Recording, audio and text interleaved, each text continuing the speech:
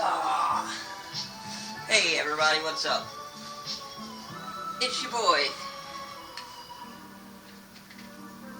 So, what are we going to talk about today? Let's talk about some more sickle cell related stuff. By the way, this is Kudoichi, the stealth ninja cat. So, let's talk about some sickle cell stuff. Let's talk about the hospital. Let's talk about pain crises and all that super fucking fun stuff. So, as anybody with sickle cell knows, that dealing with doctors in the hospital can be crazy, and it can be incredibly crappy. So, I've had a few good doctors, and I've had more not good doctors. Big shout outs to Dr. Campbell. Big shout outs to Dr. Sherney from way back in the day when I went to Children's Hospital. Now, let's talk about one of my horror stories. When I was a kid, I want to say maybe I was about 11 or 12. I was in the hospital, and it was a hospital in Detroit, and I was sick. I was super sick, and I had pneumonia. And pneumonia is something that sucks. It's horrible, and a lot of sickle cell patients experience pneumonia. If you have sickle cell, you're going to have pneumonia at least once. Now, it wasn't my first rodeo with pneumonia, and it wasn't my first rodeo in the hospital, period. One of my major coping mechanisms as a kid in the hospital was video games and my computer. I had a laptop back then, an old PowerBook, and I'd play NES games. I'd play Flight Sims, and I would do my homework on it sometimes.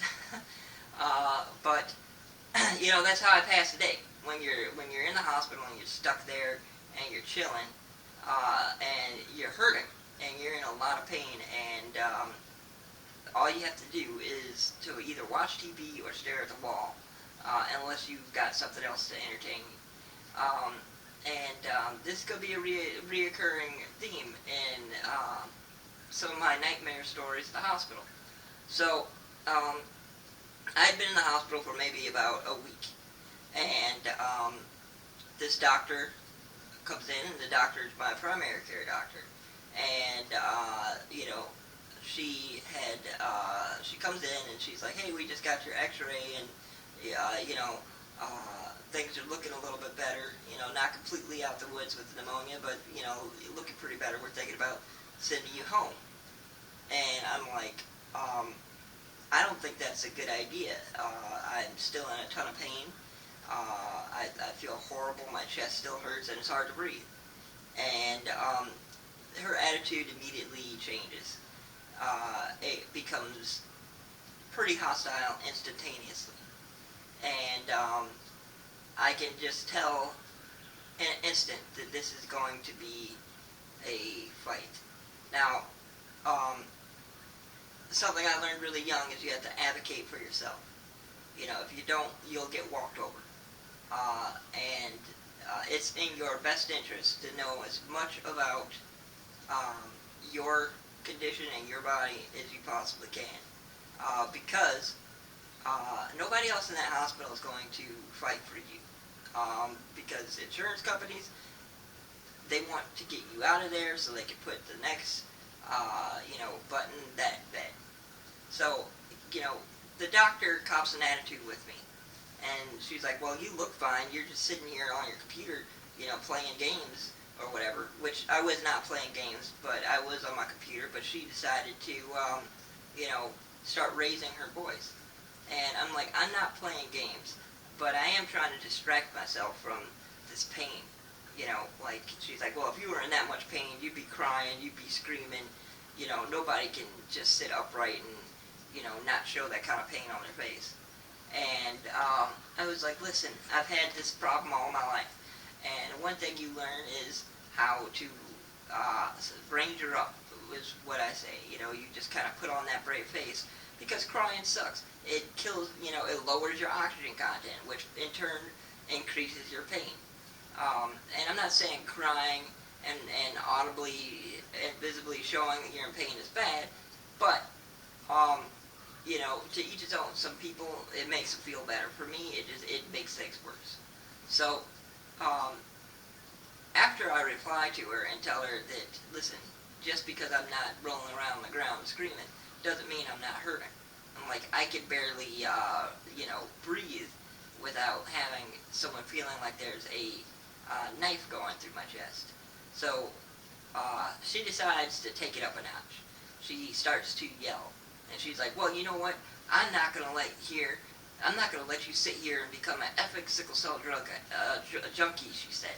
And the only reason you're here is because you don't want to go home and you want to get high, and blah blah blah blah blah. And I'm gonna call your mother, and we'll see what she has to say about this. And as I'm sitting here listening to this middle-aged woman, who was white, and I'm not saying that the only shitty doctors are white, because I've had some black shitty doctors, I've had some Indian shitty doctors, I've had some Asian shitty doctors, I've had some Muslim shitty doctors. You name the gambit, and I experienced it. In my 30 plus years of life. Now, I'm sitting here just letting her yell at me, and out the corner of my eye, I could see that there's nurses just sitting outside the door. And a lot of them are like, whoa, what's going on? And I could see them looking shocked and frankly kind of appalled. So I'm just letting her go off, and she's swearing at me at this point. She's literally swearing at a child. So I'm like, okay, go, do your best. And I had a roommate too, whose curtain was closed, and my roommate also had sickle cell, and he's just listening to this, and she yells and she says, "You're going home today," and slams the door, walks out, slams the door, and I'm like, all right. And frankly, I was upset. I was angry. I was scared because and I told her before she left, it's like, if you discharge me, I'm going to walk straight out this hospital, and I'm going to go right into the ER, and you're going to waste a lot of people's time. So, but I was upset, and I called my grandparents, and I called my mother, and I told my mother what happened, I basically repeated everything that she said. And my roommate in the hospital chimed up, and she was like, that my roommate said, yeah, I heard it. I heard all of it. So my mother worked at the hospital. I can't remember what it was, but she did something with accrediting doctors to make sure they had all their continuing learning credits or whatever. So my mom calls up the doctor, and the story as I heard it, the doctor was trying to make it seem like I was the aggressor in all this, and my mother didn't buy it, and she was like, listen, if you talk to my son like that again, I'm going to come up there and cut you. Basically, she didn't physically threaten her, but she made it known that her behavior was not okay. The long and short of it is, that doctor had this idea that she was not to be challenged, and her medical opinion was the word of God. And guess what? It wasn't. I ended up getting another doctor, and we filed a complaint. My mother ended up filing a complaint, and there was a written reprimand that was given.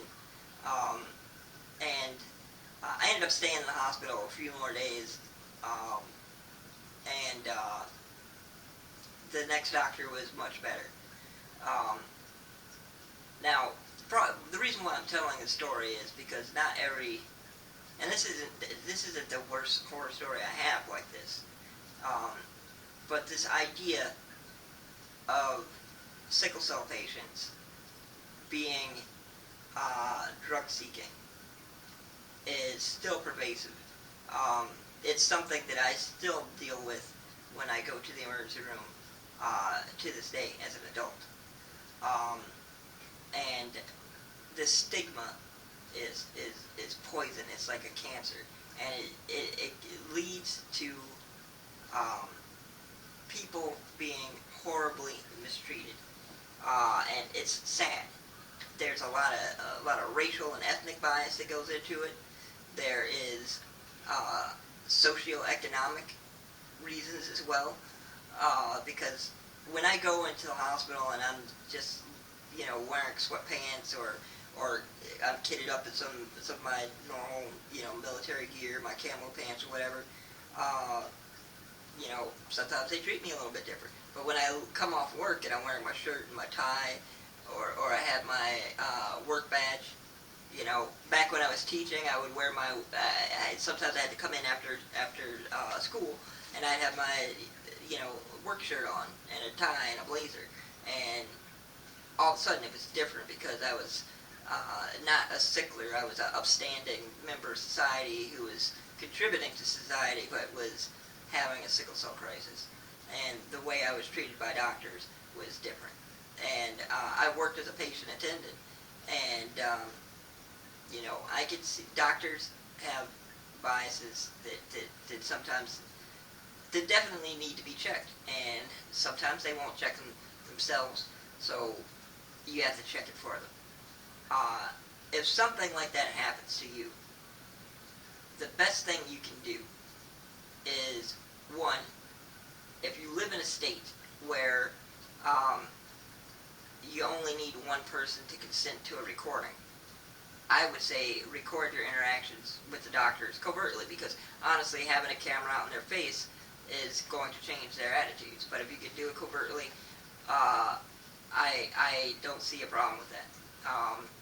Two, know as much as you can about sickle cell and your condition, and it's your body. You know what your triggers are, what medicines make you feel better, and all of that. Two, be polite. I know that you can become enraged and be furious and angry, and you want to get up and punch someone in the face because they're disrespecting you or swear at them, but that's not the way to win that battle. Definitely not the way to win that battle. Because if you're being a jerk to them, it's easier for them to put up that barrier of that person being a jerk to me, I want to be a jerk back. But it's harder for them to do that if you are, at the very minimum, mildly polite. Don't overdo it, but, stand up for yourself, but do it in a way that doesn't make you the bad guy. And also, let the hospitals know what's going on. Patient advocacy. Sometimes they can be useless, but sometimes they can be very useful. If a doctor does some stuff like that, call patient advocacy. Have a good contacts with your social workers. But patient advocacy, complain about that doctor, and do it verbally. And if you have to, write a letter. A physical letter landing on someone's desk, people take that a lot more seriously than sometimes a phone call or an email. But doctors are supposed to be out there to help all the people. And sometimes I know when you have sickle cell and you sit in the ER and you ask for pain medicine, and you get an attitude, and they try to give you, the same pain meds, you take it home. Like, what was the point of that? I could have just stayed home. But when you see someone who's got a broken arm, and otherwise they're fine, and you see them get 2 milligrams of Dilaudid or whatever, I know it's disheartening sometimes. But you guys just got to keep the faith and keep the fight going. And do the best you can. But remember, um, don't let yourself be medically bullied. And that's the most important takeaway. Now, what happened to that doctor? She got a reprimand. I think she continued practicing. I never saw her again. And that wasn't the last bad experience I had in the hospital. I've had plenty more. And one of the worst ones is when I got discharged out the ICU, like a couple days after being out the ICU and had a stroke. That's another story for another time. But that's it. That's the end of this one. You guys take it easy and stay safe out here with Corona. Next time I'm going to talk either more about what it's like to deal with crappy doctors, or I'm going to talk about some sickle cell dental issues. Alright, peace out.